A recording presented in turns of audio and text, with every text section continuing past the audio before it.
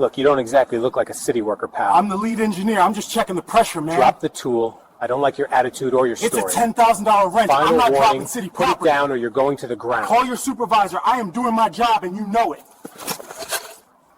The courtroom is so quiet.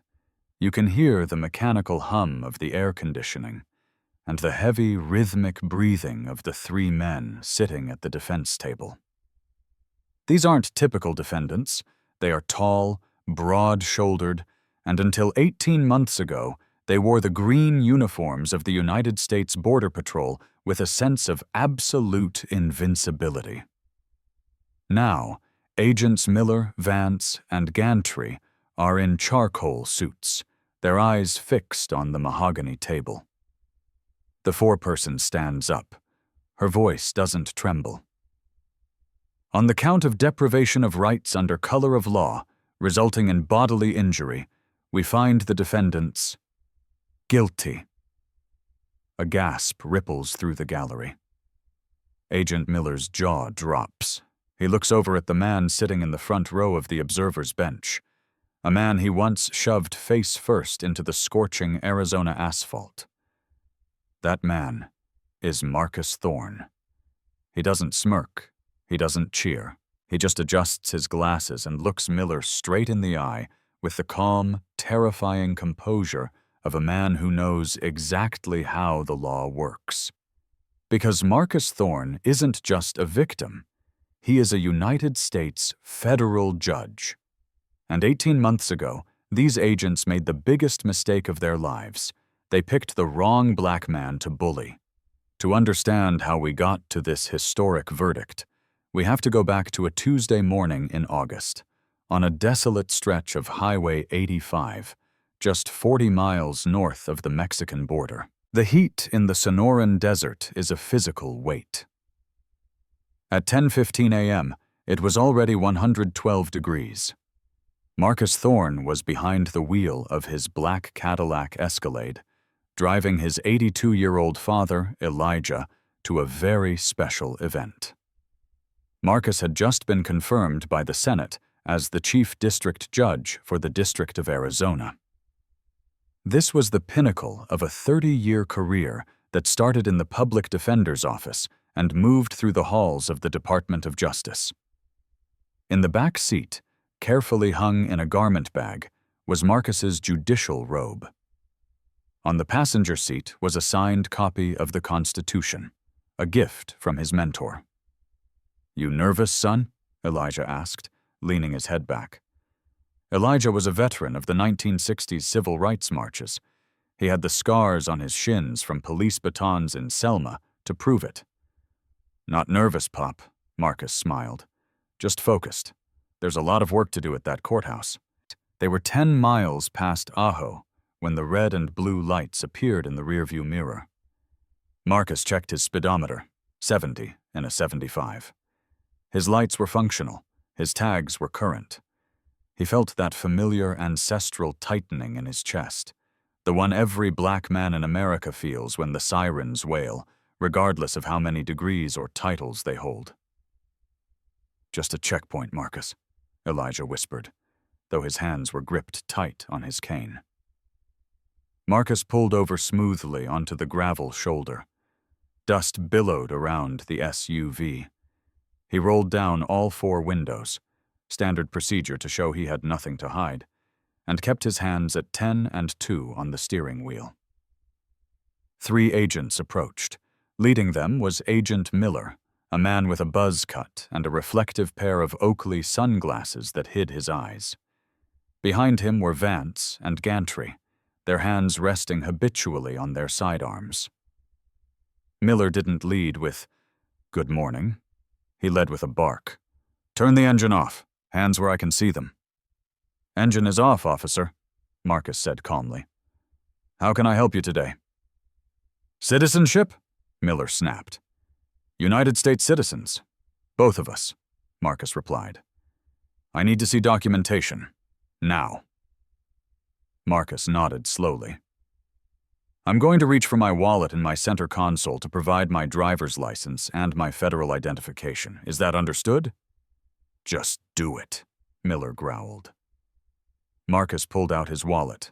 He handed over his Arizona driver's license and tucked right behind it his gold-emblemated Federal Judicial Commission ID card. It clearly stated, "The Honorable Marcus Thorne, United States District Court." Miller took the cards. He didn't even look at the driver's license. He squinted at the judicial ID.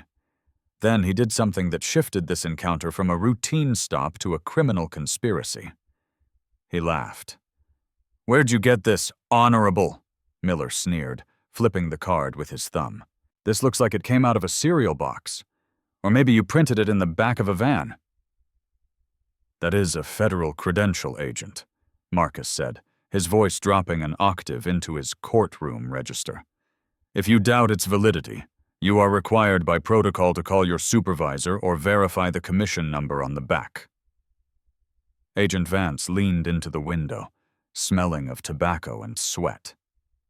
"You got a lot of mouth for a guy who looks like he's hauling a load of unexpecteds in the back of this fancy rig. Get out of the car." "I am not getting out of the car without a stated probable cause," Marcus said firmly. "I have provided valid ID.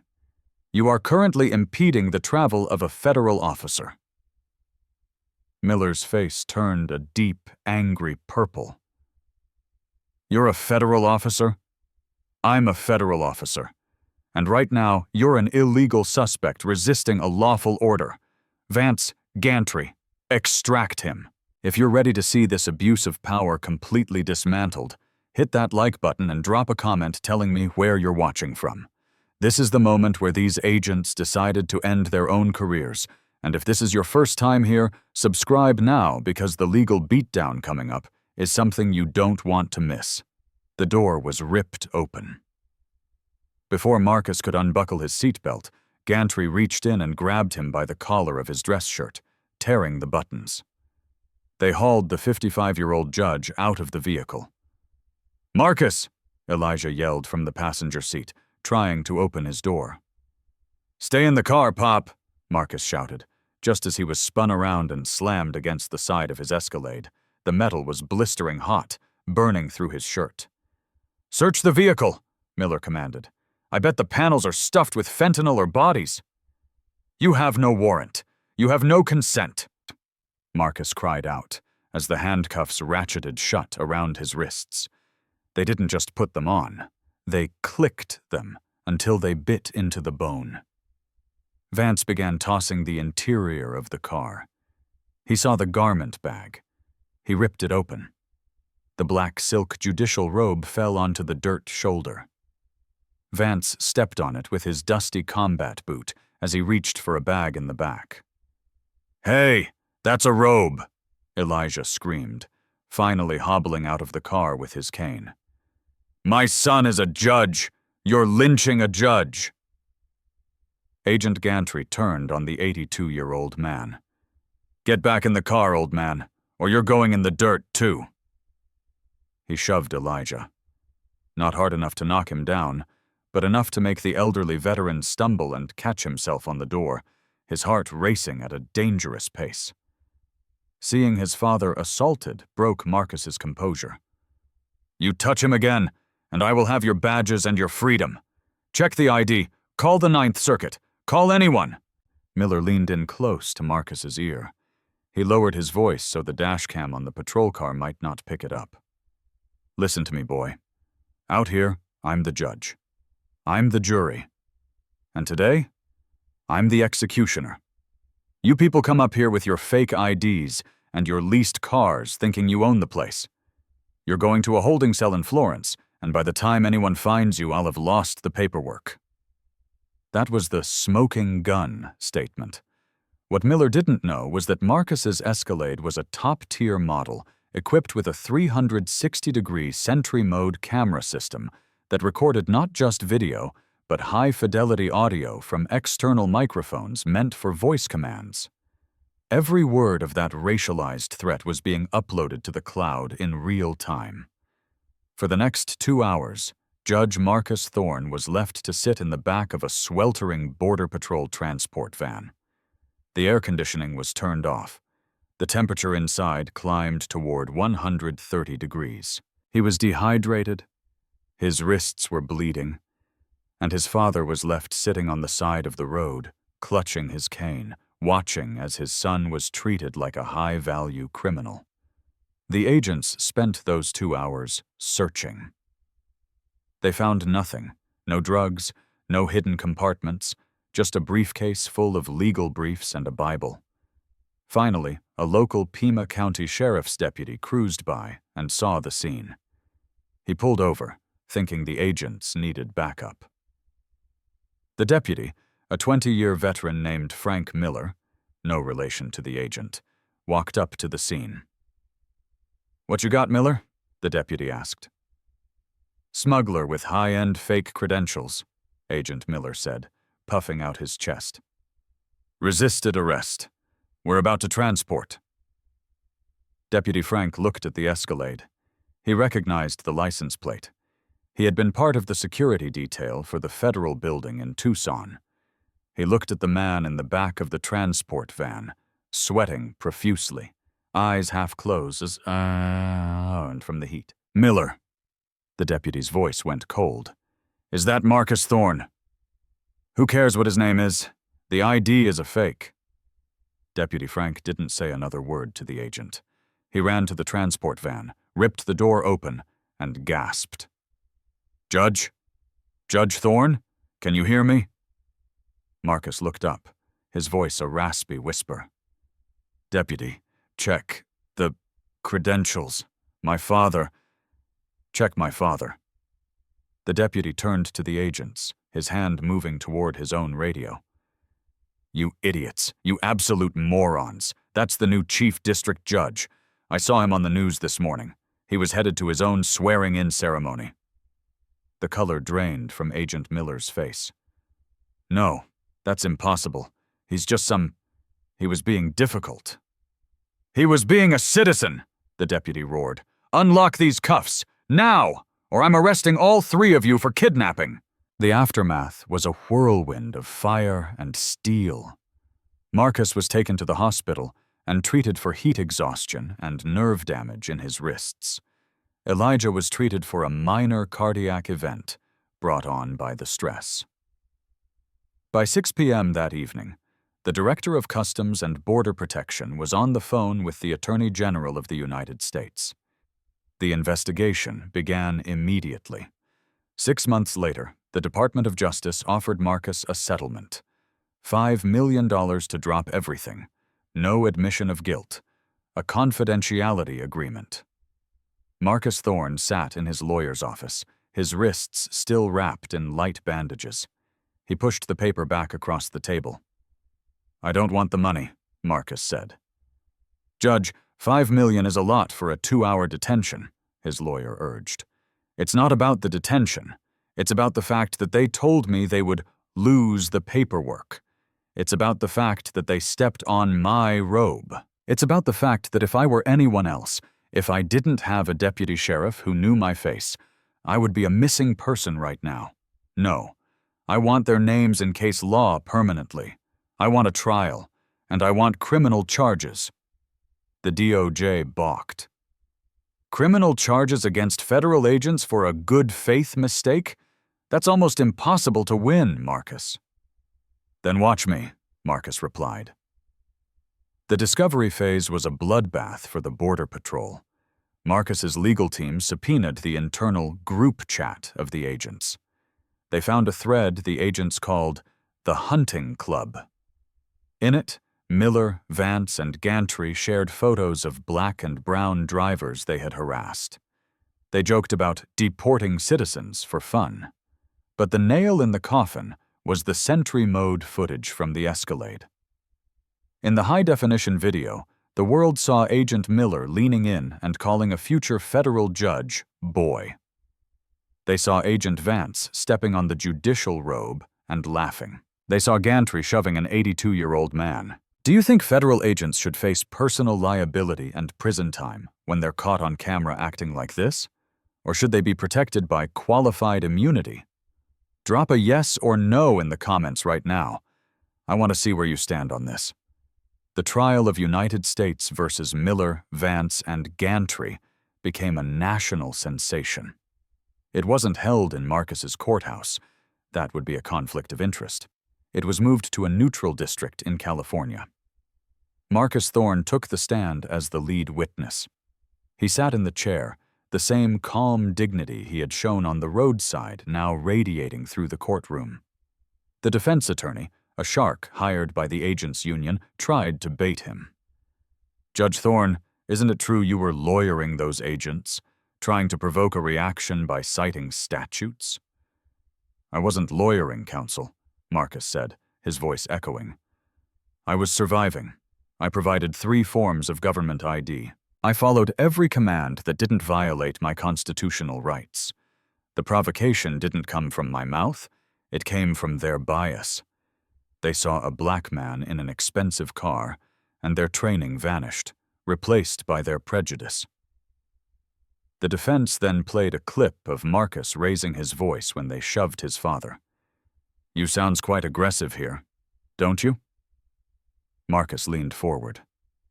"That is the sound of a son watching his 82-year-old father, who served this country in Korea and marched for its soul in Selma, being assaulted by men who are paid to protect us. If you find that aggressive, then you don't understand the meaning of the word honor." The gallery erupted. The judge had to hammer for order. Then came the evidence the agents didn't know existed. During the transport, Miller and Vance thought they had turned off their body cams. They hadn't. They had only turned off the lights on the cameras. The audio captured them in the front of the van while Marcus was sweltering in the back. Miller: "Think the judge is well done yet?" Vance: "He's probably medium rare. Let him cook another 20 minutes. Teach him to bring a fake badge to a gunfight." Gantry: "I'm going to tell the supervisor he tripped during the extraction. We'll say he reached for my belt." The silence in the courtroom after that audio played was deafening. The agent's own lawyer looked like he wanted to crawl under the rug. The jury only deliberated for 4 hours. As we saw at the beginning, the verdict was guilty on all counts. But the justice didn't stop there. 18 months after the arrest, the sentencing phase began. Usually, agents get probation or a slap on the wrist for civil rights violations. Not this time. The presiding judge, a hard-nosed jurist named Sarah Halloway, looked down at the 3 men. "You have tarnished the badge of every honorable agent who works the border," she said. "You used the desert as a torture chamber. You targeted a man not for his actions, but for the color of his skin and the quality of his life. You wanted to be judge, jury, and executioner. Well, today I am the judge." Agent Miller: 12 years in federal prison. Agent Vance: 8 years. Agent Gantry: 6 years.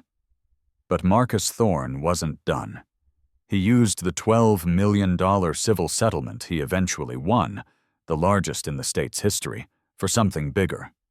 He didn't buy a bigger house. He didn't buy a fleet of cars. He founded the Elijah Thorne Justice Initiative. The organization provides free legal counsel for victims of racial profiling and has a 24/7 hotline for anyone detained at border checkpoints. Marcus also worked with his colleagues in D.C. to draft what is now known as the Thorne Act.